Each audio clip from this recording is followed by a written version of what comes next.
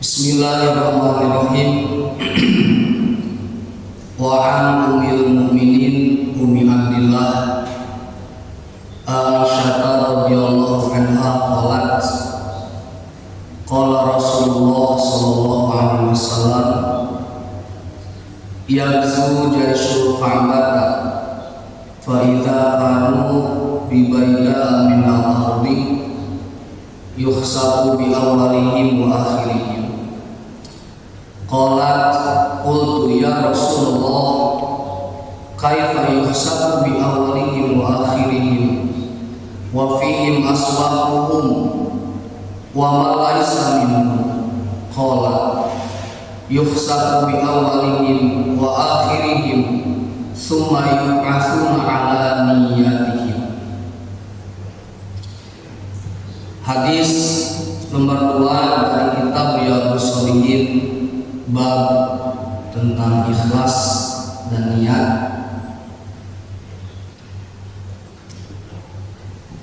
Dari Ummul Mukminin Ummi Abdillah Aisyah radhiyallahu anha, Rasulullah sallallahu alaihi wasallam bersabda, yaghzu jayshul Ka'bah fa idza kanu bi baida min al-ardi yuhsabu bi awwalihim wa akhirihim. Sebuah pasukan akan menyerang Ka'bah, namun ketika mereka sampai di suatu tanah yang sangat luas, mereka semua dibenamkan oleh Allah Subhanahu wa taala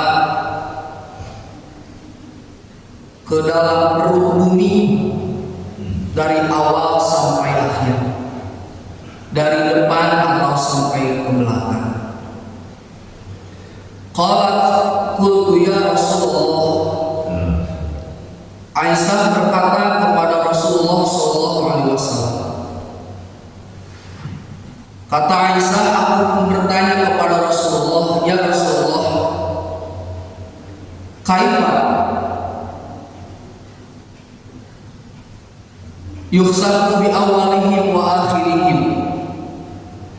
Bagaimana mungkin mereka semua dibenamkan oleh Allah Subhanahu wa taala dari awal sampai akhir, sedangkan di antara mereka terdapat orang-orang yang hendak berdagang dan terdapat pula orang-orang yang tidak termasuk pada golongan mereka. Rasulullah sallallahu alaihi wasallam berkata, mereka semua akan dibenamkan dari awal sampai akhir, kemudian mereka akan dibangkitkan pada hari kiamat sesuai dengan niat mereka masing-masing. Dalam hadis ini ada sebuah pasukan yang dipimpin oleh Raja Abrahah, yang mana tentaranya diantaranya ada yang memakai gajah yang sangat besar yang akan menghancurkan Baitullah atau Ka'bah. Tapi sebelum sempat menghancurkan Ka'bah di suatu tempat tanah yang sangat luas, Allah Subhanahu wa taala menghancurkan bala tentara tersebut bi awalihim wa akhirihim, dari awal sampai belakang, dari depan sampai belakang, dari awal sampai akhir. Tidak ada yang terkecuali, semua bala tentara tersebut dihancurkan oleh Allah Subhanahu wa taala. Sebelum menghancurkan Ka'bah, Allah Subhanahu wa taala mengirimkan pasukan burung yang membawa batu panas lalu dilemparkan ke bala tentara tersebut, sehingga tentara Abrahah semuanya hancur dari awal sampai akhir, dari depan sampai belakang. Tapi ketika Rasulullah berkata begitu, Aisyah bertanya kepada Rasulullah, ya Rasul, kaifa yuhsabu bi awalihim wa akhirihim?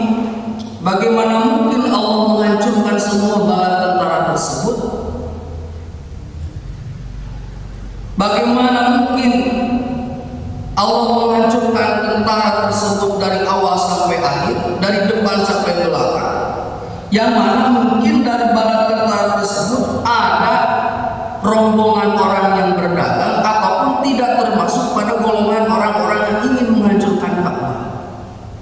Yang mungkin dalam sejarahnya Raja Abraham memerintahkan kepada bala tentara dan rakyatnya di negara Yaman tersebut untuk ikut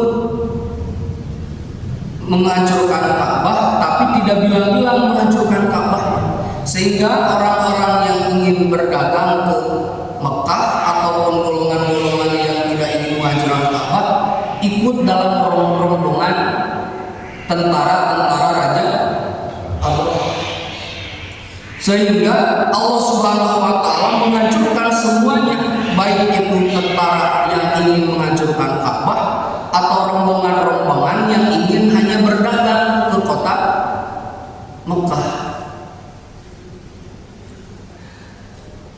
Maka Aisyah berkata begitu, ya Allah, bagaimana mungkin?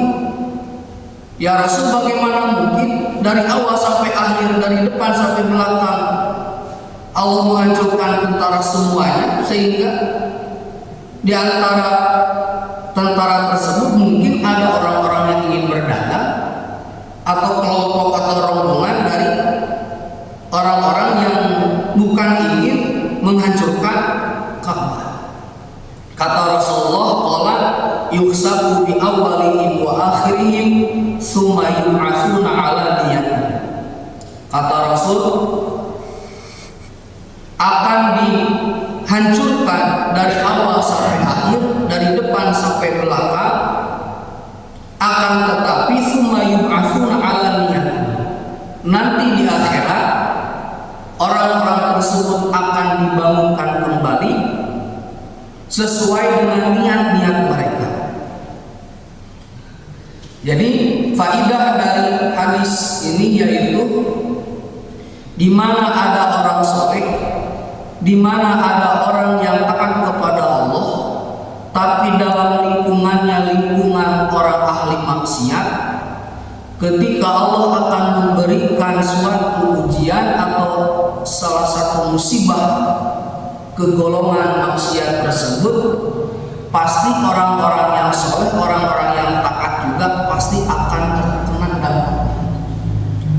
Jadi suatu negara atau suatu golongan kelompok di mana kelompok tersebut penuh dengan kemaksiatan, di mana negara tersebut penuh dengan kemaksiatan, tapi ada orang-orang yang soleh di dalamnya. Ketika Allah memberikan azab atau musibah kepada orang-orang ahli maksiat tersebut, pasti orang-orang soleh tersebut pasti terkena dampaknya. Jadi intinya di mana kita hidup di satu golongan yang penuh dengan kemaksiatan, mungkin kita harus menjauh dari golongan tersebut. Jangan sampai ikut bergaul dengan orang-orang ahli maksiat. Karena di suatu kesempatan di mana Allah akan memberikan azab ke rombongan ke golongan tersebut, pasti orang-orang soleh terkena dampaknya. Seperti halnya dalam hadis ini, ada rombongan tentara Abrahah yang ingin menghancurkan Ka'bah, tapi di antara bala tentara tersebut tidak semuanya tahu ingin menghancurkan Ka'bah karena ingin hanya berdagang ke Mekahnya, atau hanya ingin ikut-ikutan tidak tahu rencana untuk menghancurkan Ka'bah, tapi Allah dihancurkan semuanya. Tapi nanti di akhirat orang-orang tersebut akan dibangunkan kembali sesuai dengan niat-niatnya. Jadi kalau niatnya hanya berdagang, niatnya hanya ikut rame-rame ingin jalan-jalan gitu, nanti juga akan tahu, hanya Allah yang tahu gitu. Mana yang niatnya mulus karena ingin menghancurkan Ka'bah, nanti semuanya akan dibangunkan kembali oleh Allah sesuai dengan niat-niatnya. Itu hadis yang kedua. Jadi intinya faedah kesimpulan dari hadis nomor 2, di mana ada orang-orang yang soleh, ada orang-orang yang solehah, orang yang taat ahli ibadah kepada Allah, tapi tinggal atau duduk barengan dengan orang-orang ahli maksiat, tinggal di lingkungan yang penuh dengan kemaksiatan, di mana Allah akan memberikan salah satu azab musibah kepada golongan tersebut, kepada golongan ahli maksiat tersebut. Pastilah orang-orang yang soleh juga terkena dampaknya. Tapi ketika nanti di akhirat akan dibangunkan kembali sesuai dengan niat-niatnya atau sesuai dengan amal-amalnya. Nah, itu hadis yang kedua. Dari awal sampai akhir semoga ada manfaatnya, khusus untuk saya pribadi, umum kepada semuanya. Wabillahi taufiq wal hidayah.